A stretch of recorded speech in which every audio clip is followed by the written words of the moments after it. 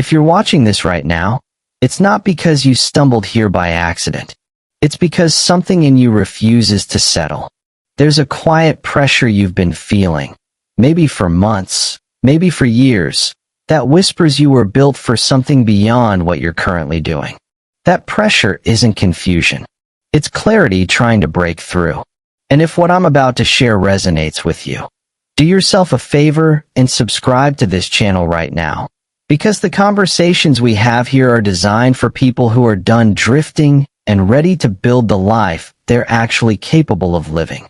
Most people never feel this. They move through life comfortably, repeating the same patterns, and they're satisfied. But you're different. You feel restless when things are too easy. You feel confined when life becomes predictable. And no matter how much you try to convince yourself that comfort is enough, something inside you keeps saying it isn't. This isn't arrogance. This isn't fantasy. This is your mind recognizing a gap between what you're capable of and what you're currently expressing. And that gap creates tension. The question is, will you listen to it, or will you spend the rest of your life trying to silence it?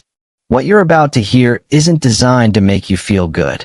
It's designed to make you move. Because feeling this pressure without acting on it is one of the most painful ways to live.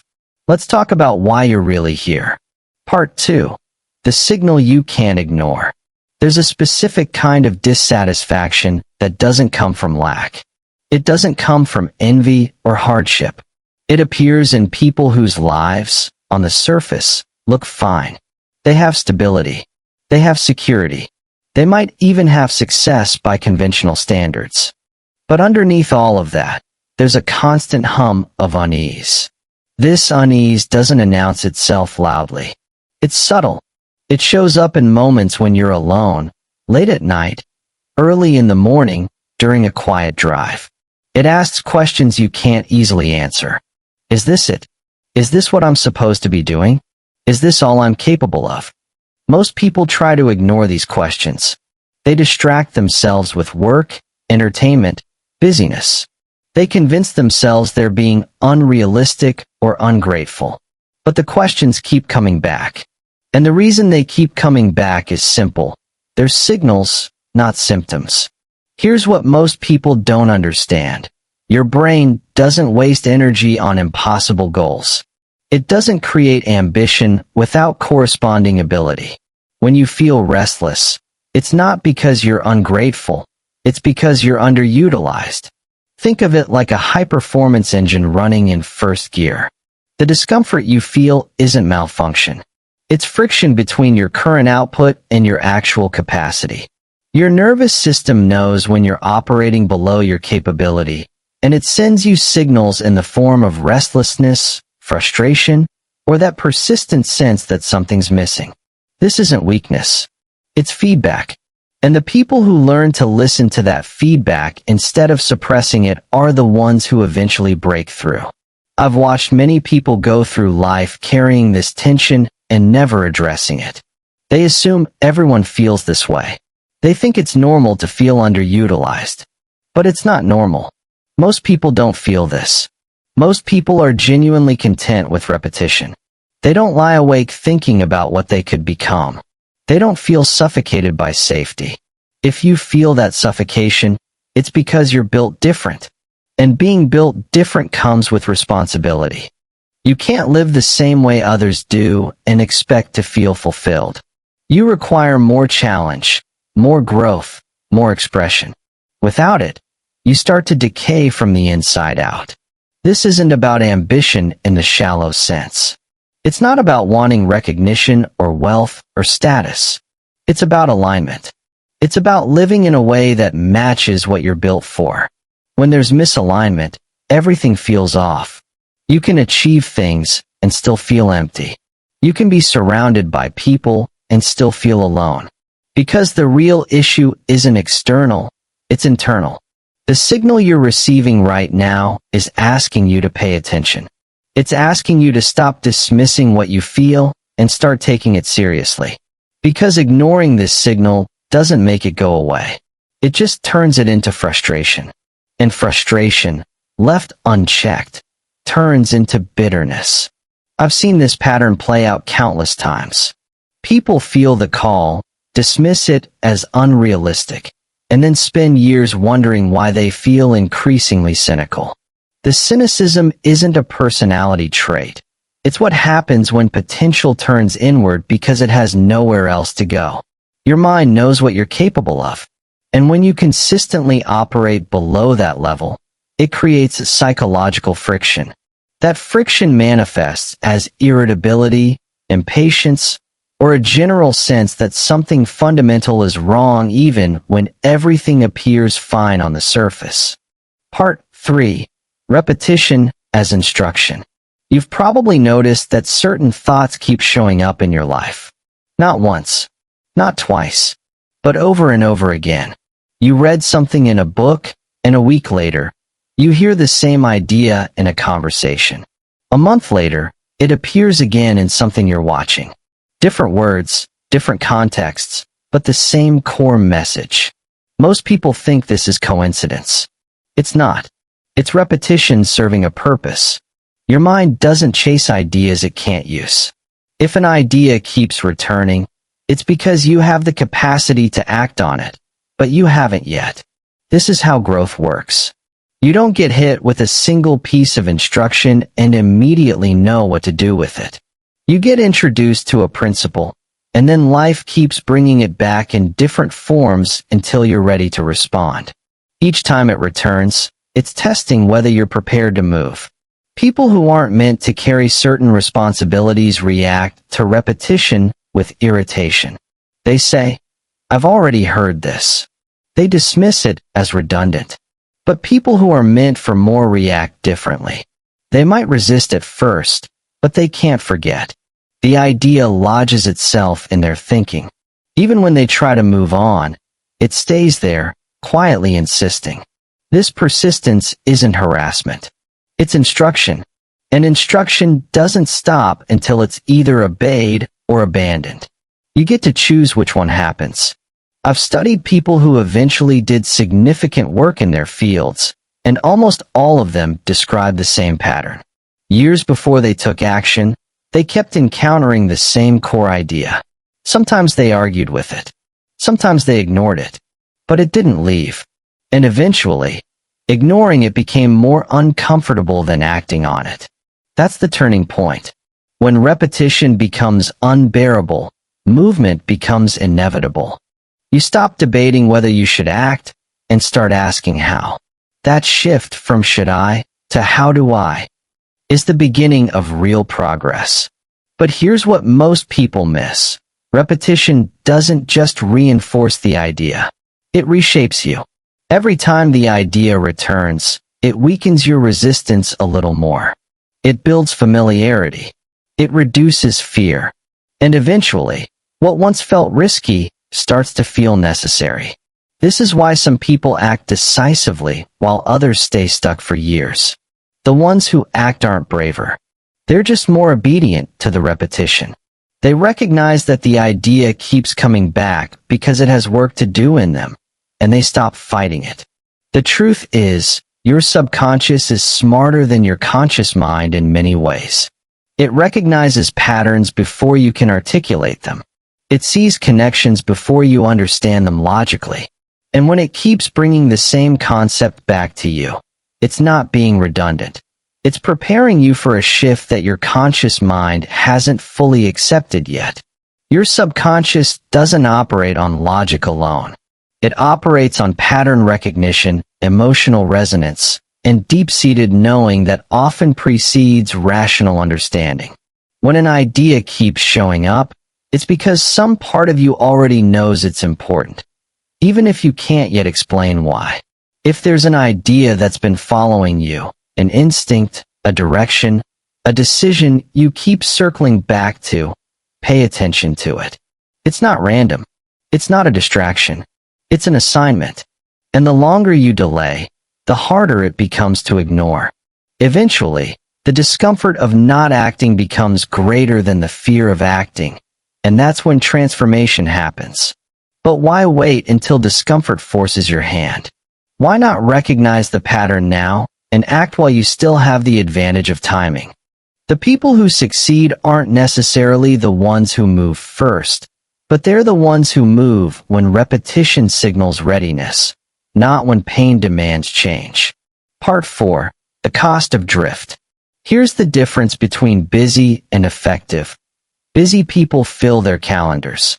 Effective people fill their priorities. You can spend 10 years checking boxes, attending meetings, and meeting expectations, and still wake up one day wondering why nothing substantial has changed. That's not laziness. That's motion without traction. And if you're wired for impact, that kind of existence doesn't just bore you, it drains you. I've seen it happen to people who had everything going for them on paper. They climbed the ladder. They earned respect. They built comfortable lives. But underneath it all, they felt hollow. Because they were executing someone else's plan instead of building their own. They were optimizing for safety instead of significance. And there's a massive difference between those two paths. Safety asks, what's the least I can risk? Significance asks, what's the most I can build? Safety preserves what you have. Significance creates what doesn't yet exist. And for people who are wired for contribution, preservation alone will never be enough. Most people choose safety over significance without realizing they're making a choice at all. They stay flexible, keep options open, avoid burning bridges. Sounds smart, right? Except flexibility without direction becomes paralysis. And keeping every door open means you never walk fully through any of them. The hidden cost isn't failure. It's the decade you spend avoiding decisions that could have been made in a week. Think about how many people spend years researching, planning, preparing, but never launching. They're waiting for perfect conditions. They're waiting for certainty. They're waiting for a sign. But certainty doesn't appear before commitment. It appears because of commitment. You don't get clear and then move. You move and then get clear. The clarity comes from action, from testing, from adjusting based on real feedback instead of imagined scenarios. I've seen people drift for years while appearing productive. They advanced in their careers. They maintained relationships. They met their obligations. But the deeper call, the thing they actually felt pulled toward, remained untouched. And when they finally acted, they realized how much time had passed without building toward what mattered most. The pain of drift isn't dramatic. It's quiet. It's the slow accumulation of days that feel the same. It's the sense that you're capable of more, but not expressing it. And over time, that pain becomes normalized. You start to believe this is just how life is. But it's not how life has to be. The moment you decide to stop drifting, everything changes. Not because the world changes, but because you do. Decision creates direction, and direction organizes energy. Instead of scattering effort across a dozen vague pursuits, you focus it on one clear aim. That focus accelerates progress in ways drift never can. Decision also eliminates the exhausting cycle of reconsidering the same questions. Should I stay or go? Should I try or wait? Should I commit or keep my options open? These questions drain energy, and as long as they remain unanswered, you're stuck in mental loops that prevent forward movement. It's like running a program in the background of your computer that constantly consumes processing power. You might not notice it directly, but it slows everything else down. When you make a real decision, not a wish, not a plan, but a commitment, those loops close. The debate ends. Your mind stops wasting energy on hypotheticals and starts focusing on execution. That shift alone saves years. But here's what stops most people. They wait for certainty before deciding. They want to know the outcome before committing. But certainty doesn't work that way. Certainty is earned through action, not granted before it. You don't get clarity sitting still. You get clarity by moving and adjusting as you go. People who choose early make mistakes, but they correct them quickly and keep advancing. People who delay avoid mistakes but also avoid progress. And over time, the cost of inaction outweighs the cost of error. Because error teaches. Hesitation just repeats itself. The irony is that the people who wait for perfect information often end up making worse decisions than those who act with incomplete data. Why? Because the people who act gather real-world feedback. They learn what actually works, not what theoretically should work. And that real-world education compounds rapidly. Part 5. Decision and direction. The other thing decision does is reveal who you really are. When you commit to a direction, old habits protest. Comfortable routines resist change. This resistance isn't a sign you've made the wrong choice. It's inertia losing its grip. And once you push through that initial resistance, something shifts. You become less tolerant of distraction, less patient with delay, more focused on what actually matters. Others notice this shift. They sense you're no longer available for every request. You're no longer agreeable to everything. You've developed selectivity. And while some people mistake this for arrogance, it's actually alignment. You can't move deliberately and remain universally agreeable. The two don't coexist. Deliberate living compresses time. When effort moves toward a defined aim, progress accumulates. Days connect. Weeks build on weeks. Years align.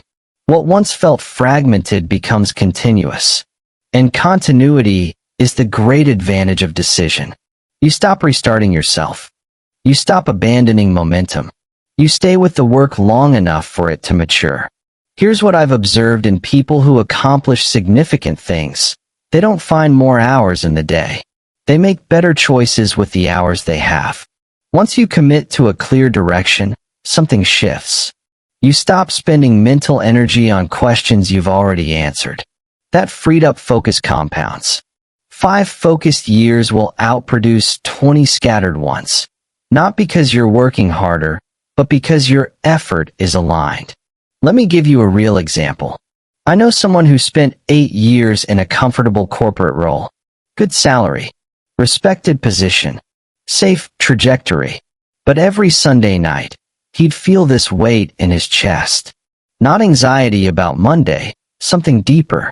A sense that he was playing a role instead of building something real. He kept telling himself he'd make a move once he saved more, once the kids were older, once the market improved.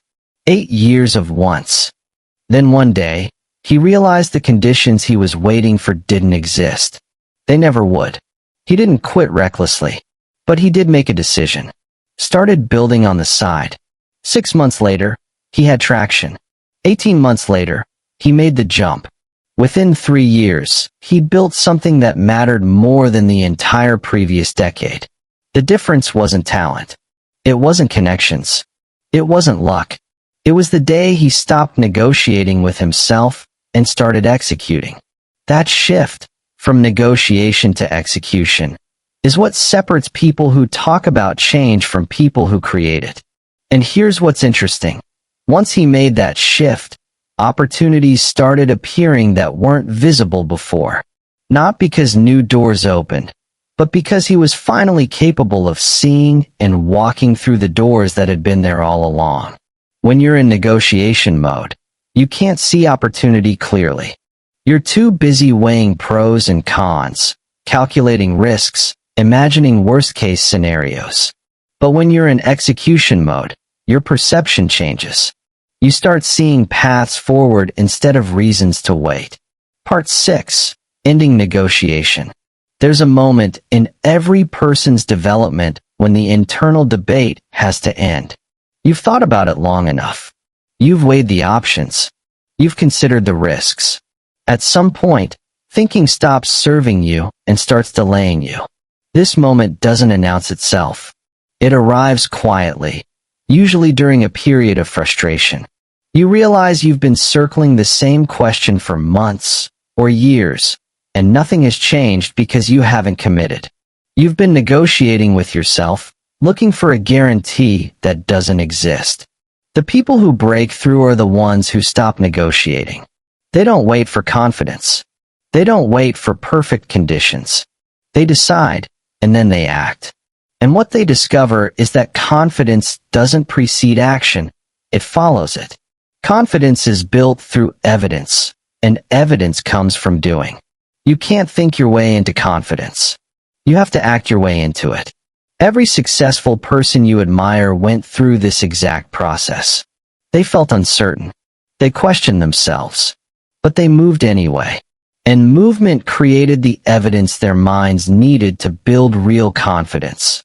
Not the manufactured kind that comes from affirmations, but the earned kind that comes from doing hard things and surviving them. When you stop bargaining with yourself, something shifts internally. The constant questioning fades. The mental noise quiets. You stop asking whether you should do something and start asking how to do it well. That shift in framing changes everything. Energy that was consumed by doubt gets redirected into execution. You're no longer splitting focus between thinking and doing. You're just doing. And doing, even imperfectly, produces feedback. Feedback produces refinement. Refinement produces results.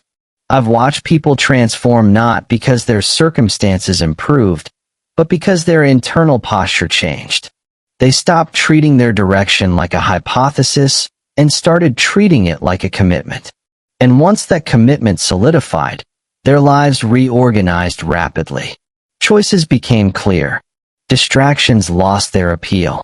Effort gained momentum. This doesn't mean fear disappears.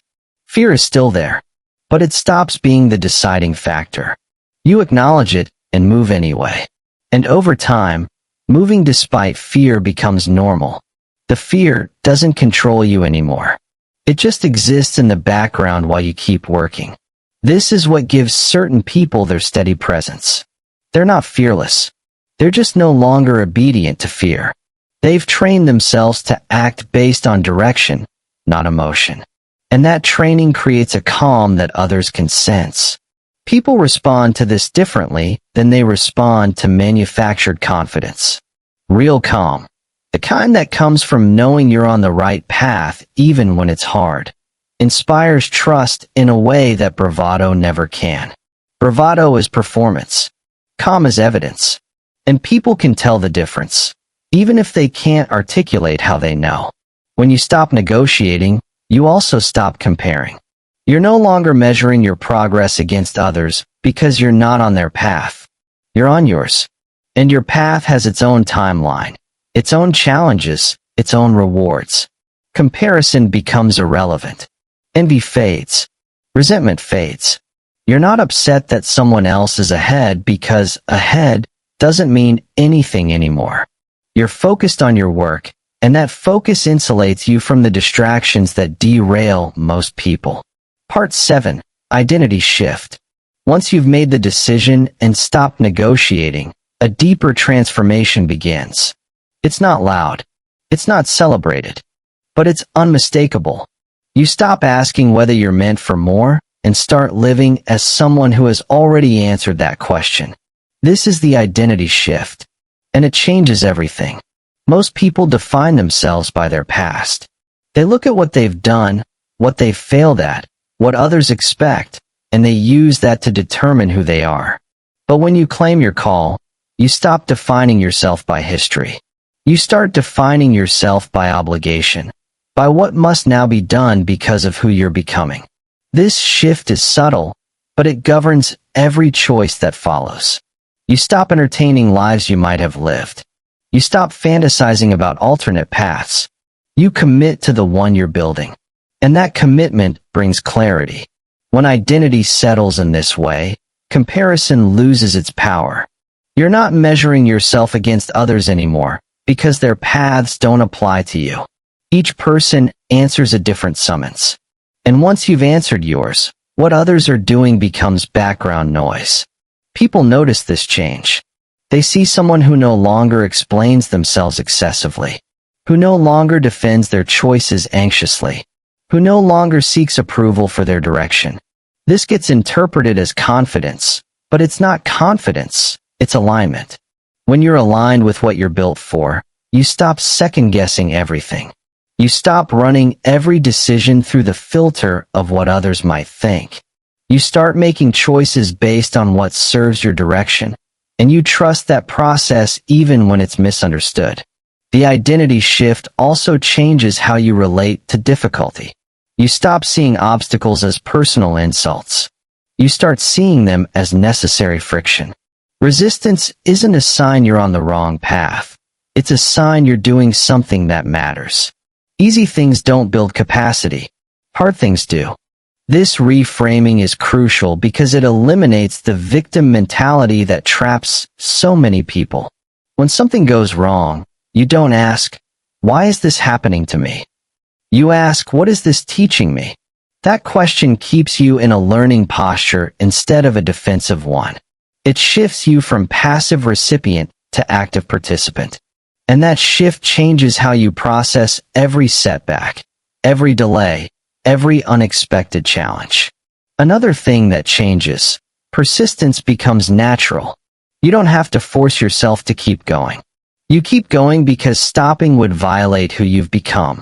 This is the point where discipline turns into character. Character doesn't argue. It acts. And it acts consistently, regardless of how it feels.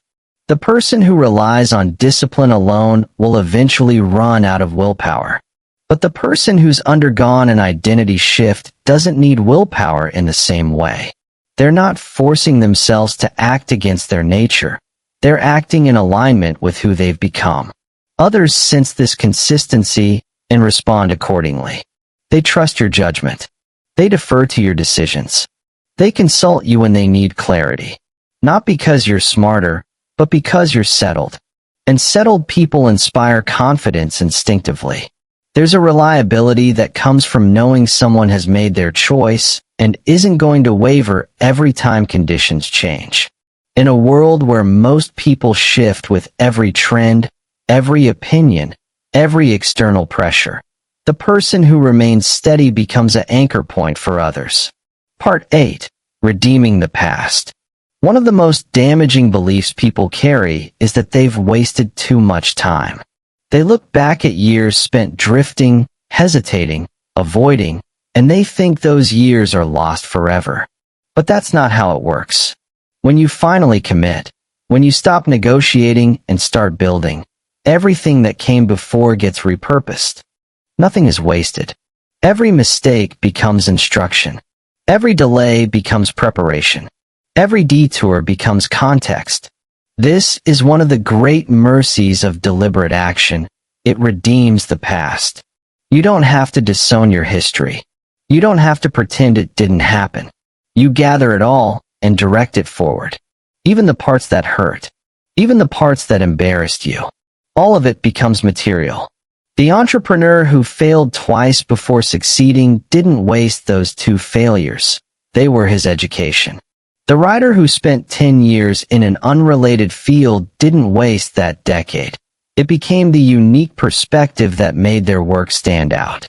The person who drifted through their 20s didn't lose those years. They learned what doesn't work, which is just as valuable as learning what does. I've seen people who started late accomplish more in 5 years than others accomplish in 20. Not because they worked harder, but because they worked with focus. They didn't scatter effort. They didn't revisit the same questions endlessly. They decided, committed, and moved. And that singular focus compressed time in ways drift never could. Regret fades when you understand this. You stop mourning lost years because those years are now useful. They taught you what doesn't work. They showed you who you're not. They clarified what you actually want. All of that has value. None of it was wasted. The people who stay stuck are the ones who refuse to let go of regret. They keep reliving the past, wishing they'd started sooner, blaming themselves for delay.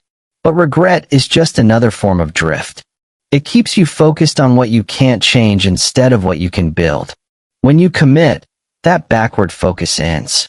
You're not thinking about what you should have done 5 years ago. You're thinking about what you need to do today. And today's decisions determine tomorrow's results. That's where your power is, not in rewriting the past, but in directing the future. This is also why comparison becomes irrelevant. Someone else might be further along externally, but you don't know their internal state. You don't know what they've sacrificed.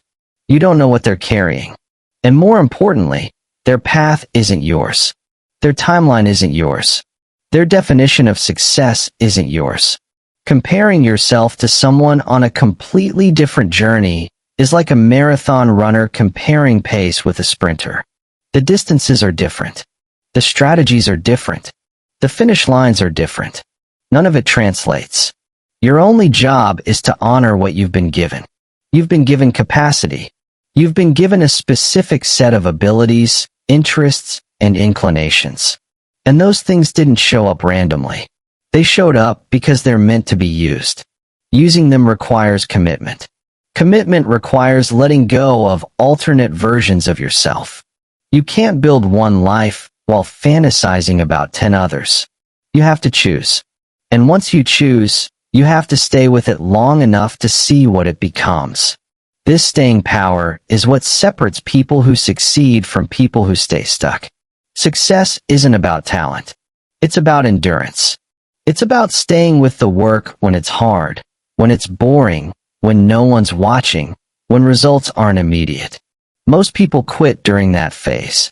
The ones who don't are the ones who win. There's a phase in every worthwhile pursuit where progress becomes invisible. The early wins have faded. The novelty has worn off. You're deep in the middle, and nothing feels like it's moving. This is where most people abandon ship. But this is also where the real work happens. This is where character gets built. This is where you separate yourself from everyone who talks about doing things, but never finishes them. Part 9. Life cooperates with commitment, expanded.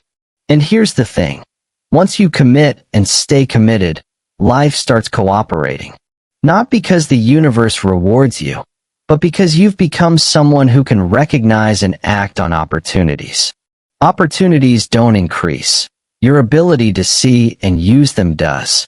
When you're clear on your direction, you notice things that align with that direction. When you're scattered, those same opportunities pass by unnoticed. It's like when you're thinking about buying a specific car, and suddenly you see that car everywhere. The cars didn't multiply, your attention shifted. Same principle applies to opportunity. When you're committed, your reticular activating system, the part of your brain that filters what deserves attention, starts flagging things that serve your direction. You also stop waiting for permission. You stop looking for external validation before you move. You validate yourself through action. And that self-validation creates a momentum that external approval never could. External approval is fickle. It changes based on trends, moods, politics. Internal validation, the kind that comes from knowing you're doing what you're supposed to be doing, is unshakable.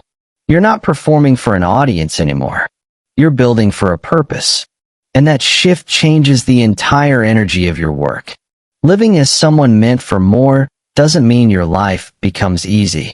It means your life becomes coherent. There's a difference. Easy means no resistance.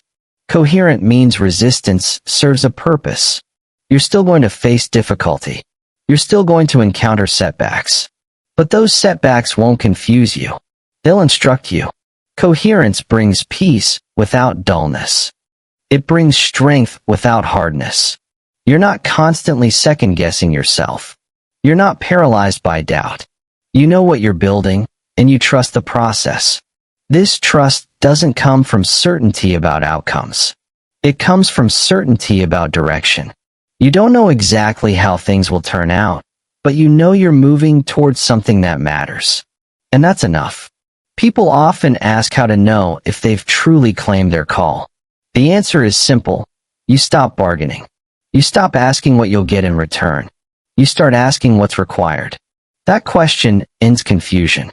Confusion belongs to negotiation. Clarity belongs to acceptance. Acceptance also ends the fear of loss. You realize that refusing your call costs more than obeying it. Obedience might demand effort, sacrifice, patience. But refusal demands a lifetime of quiet regret. And regret is heavier than effort. When you accept this, you stop preserving options. You stop trying to keep every door open. You walk through one door and close the others behind you. And that closing is liberating. It removes the paralysis of choice. You're not wondering anymore. You're working. Part 10. Clarity and alignment. This single-mindedness often confuses people. They think you've become rigid or obsessed. But you haven't. You've become clear. And clarity looks like obsession to people who are still drifting. To the unfocused, focus looks extreme. To the uncommitted, commitment looks fanatical. But you're not being extreme. You're being intentional. And there's a massive difference. Extreme pursues intensity for its own sake. Intentional pursues purpose with whatever intensity is required. The first burns out. The second sustains. Clarity also attracts the right people.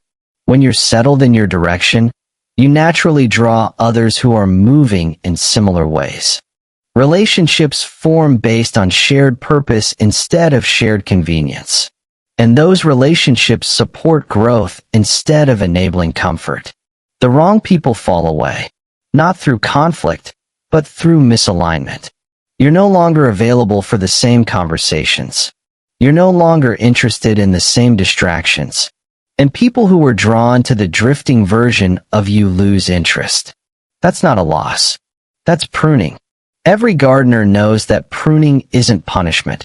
It's necessary for growth. When you cut away what doesn't serve the plant directs more energy to what matters. Same principle applies to your life.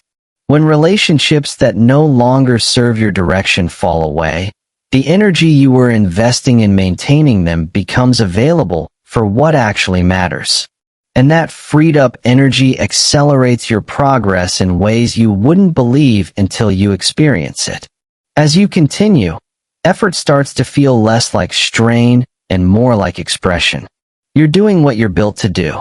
Difficulty remains, but resistance dissolves. You're aligned. And nothing beats the feeling of knowing you're finally doing what you're supposed to be doing. It doesn't mean you've arrived. It means you're on the right road. And being on the right road, even when it's hard, feels better than being on the wrong road, even when it's easy. There's a satisfaction that comes from aligned struggle that comfortable drift can never provide. The person grinding towards something meaningful sleeps better than the person coasting through something hollow, even if the person coasting has an easier schedule. Part 11. The final call. If you've listened this far, it's because something in you recognizes what's been said here. This isn't new information. It's confirmation of what you already know but haven't fully acted on. You might be capable of more than you're currently expressing. You might have something to build, something to lead, something that requires everything you have. And if that's true, settling into comfortable repetition isn't peace, it's avoidance. That calling doesn't wait forever.